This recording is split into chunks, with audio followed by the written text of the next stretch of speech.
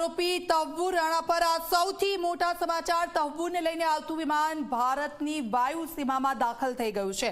રાણાને અમેરિકાથી લઈને ભારત પહોંચી છે આ એજન્સીઓ। થોડીક જ વારમાં લેન્ડ કરી શકે છે વિશેષ વિમાન।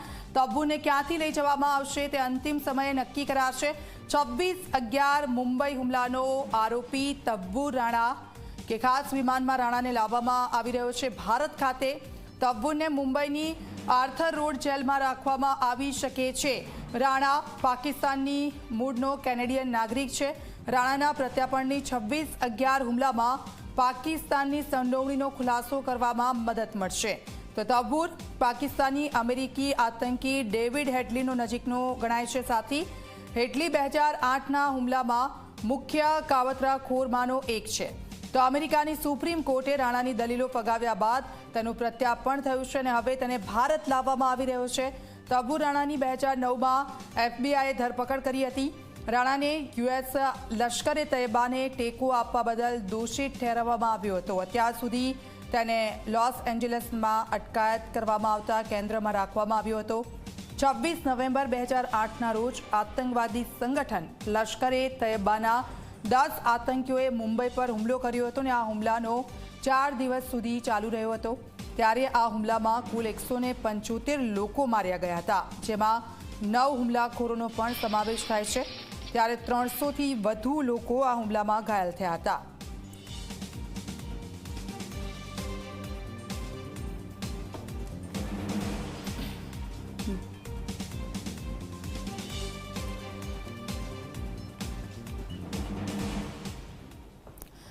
તો આખરે કોણ છે આ આતંકી તવ્વુર રાણા કે જેને ભારત લાવવામાં આવી રહ્યો છે તેની જો વાત કરીએ તો મુંબઈના 26/11 હુમલાનો આતંકી છે તવ્વુર રાણા। 26/11નો જે મુંબઈમાં હુમલો થયો હતો તેનો આતંકી છે તવ્વુર રાણા અને તેને ભારત લાવવામાં આવી રહ્યો છે। તવ્વુર રાણાનો પાકિસ્તાનમાં જન્મ થયો હતો। પાકિસ્તાનમાં જન્મેલો તવ્વુર રાણા પાકિસ્તાનમાં તેનો જન્મ થયો હતો અને અત્યારે કેનેડિયન નાગરિક છે તે અને તેને અહીંયાથી લાવવામાં આવી રહ્યો છે। ત્યારે પાકિસ્તાની આર્મીમાં ડોક્ટર તરીકે તે ફરજ બજાવતો હતો। પાકિસ્તાનમાં જન્મ થયો અને ત્યારબાદ પાકિસ્તાની આર્મીમાં ડોક્ટર તરીકે આ તવ્વુર રાણા છે તે ફરજ બજાવતો હતો। આર્મીની નોકરી છોડી કેનેડાનો નાગરિક બન્યો હતો આતંકી। આર્મીની નોકરી તેને છોડી દીધી અને ત્યારબાદ કેનેડાનો નાગરિક બન્યો હતો આ આતંકી। પાકિસ્તાનમાં જન્મ, ત્યારબાદ આર્મીમાં ડોક્ટર તરીકે નોકરી અને ત્યારબાદ સીધું કેનેડા શિકાગોમાં રહીને બિઝનેસ કરતો હતો આ આતંકી તવ્વુર રાણા। તવ્વુર રાણાનો શિકાગોમાં એક બિઝનેસ ચાલતો હતો। ડોક્ટરની નોકરી છોડી તે કેનેડા ગયો અને ત્યારબાદ શિકાગોમાં અલગ અલગ જગ્યાઓ પર તેના બિઝનેસ હતા। ડેવિડ હેડલીને તવ્વુર રાણાએ મદદ કરી હતી। મુંબઈ હુમલામાં આજે ડેવિડ હેડલી છે તેનું નામ સતત ચર્ચા રહ્યું છે। મદદ કરી હતી તે 2006થી 2008 દરમિયાન મુંબઈ હુમલાનો પ્લાન બનાવ્યો હતો। મુંબઈ હુમલો જે થયો તેનો પ્લાન 2006થી 2008 દરમિયાન બન્યો હતો। 2009માં એફબીઆઈએ શિકાગોથી આતંકી રાણાની ધરપકડ કરી। 2009માં શિકાગોથી આ જે તવ્વુર રાણા છે તેની ધરપકડ કરવામાં આવી। ડેનમાર્કમાં આતંકી હુમલાને નિષ્ફળ પ્રયાસમાં તેને દોષિત માનવામાં આવ્યો હતો। ડેનમાર્કમાં એક આતંકી હુમલો થયો હતો, તે નિષ્ફળ નીવડ્યો હતો, તેમાં પણ તેનું નામ સામે આવ્યું હતું। કોર્ટે મુંબઈ હુમલામાં પણ તવ્વુરને દોષિત માનીને સજા આપી હતી। મુંબઈ હુમલામાં પણ દોષિત માનીને આ તવ્વુર રાણાને સજા આપવામાં આવી હતી અને હવે આજે તવ્વુર રાણા છે કે જે અનેક ગુનાઓ સાથે જોડાયેલો છે, અનેક આતંકવાદી જે ઘટનાઓ છે તેને અંજામ આપી ચૂક્યો છે અને હવે જ્યારે આ તવ્વુર રાણાને અહીંયા લાવવામાં આવે છે, ભારત લાવવામાં આવે છે, ત્યારે તેને કઈ જગ્યા પર રાખવામાં આવશે તેને લઈને પણ ચર્ચાઓ થશે અને અનેક રાજ બીજા ખુલે તેવી પણ હાલ તો શક્યતાઓ દેખાઈ રહી છે। તો આપ જુઓ, પાકિસ્તાનમાં જન્મેલો તવ્વુર રાણા ને ત્યારબાદ આર્મીમાં ડોક્ટર તરીકે જોડાયો હતો। એ તેને નોકરી પસંદ ના આવીને ત્યારબાદ તે કેનેડા જતો રહ્યો, કેનેડાનો એક સ્થાયી નાગરિક બન્યો હતો ને ત્યારબાદ તે શિકાગો ગયો અને અલગ અલગ પ્લાન જે હુમલાઓ થયા હતા તેના ત્યાંથી બનાવતો હતો।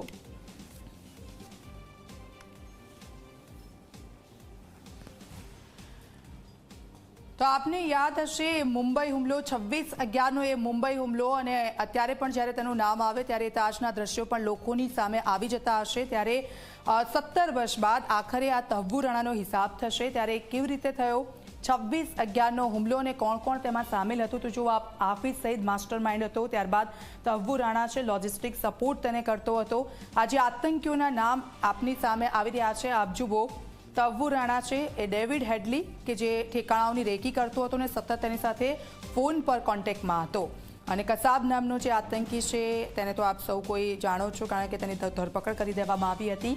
આ 1, 2, 3 અને 4 જે આતંકીઓ છે એ આખી ચેન દ્વારા એકબીજાને જે રેકી કરીને જે માહિતી છે તે પહોંચાડતા હતા. સતત તે લોકોની એકબીજા સાથે વાતચીત થતી હતી. ષડયંત્ર કઈ રીતે રચાયું હતું, કેવી રીતે થયો હતો આ 26/11નો હુમલો, તો એકબીજાના સંપર્કમાં હતા. હાફિઝ સઈદ તેનો માસ્ટર માઇન્ડ હતો. 26/11નો હુમલો કઈ રીતે કરવો છે તેનો માસ્ટર માઇન્ડ છે હાફિઝ સઈદ. અને 26/11નો જે હુમલો થયો અને ત્યારબાદ જે પ્રકારનો ઘટનાક્રમ સામે આવ્યો હતો અને ત્યારથી જ સતત તેને દોષી માનવામાં આવ્યો હતો. 17 વર્ષ બાદ આખરે આ આતંકી રાણા છે તેનો હિસાબ થશે ને હવે તેને ભારત લાવવામાં આવશે. ત્યારબાદ તેને કઈ જેલમાં રાખવામાં આવે છે તે પણ જોવાનું રહેશે, કારણ કે તિહાડ જેલની પણ સતત વાતો ચાલી રહી છે.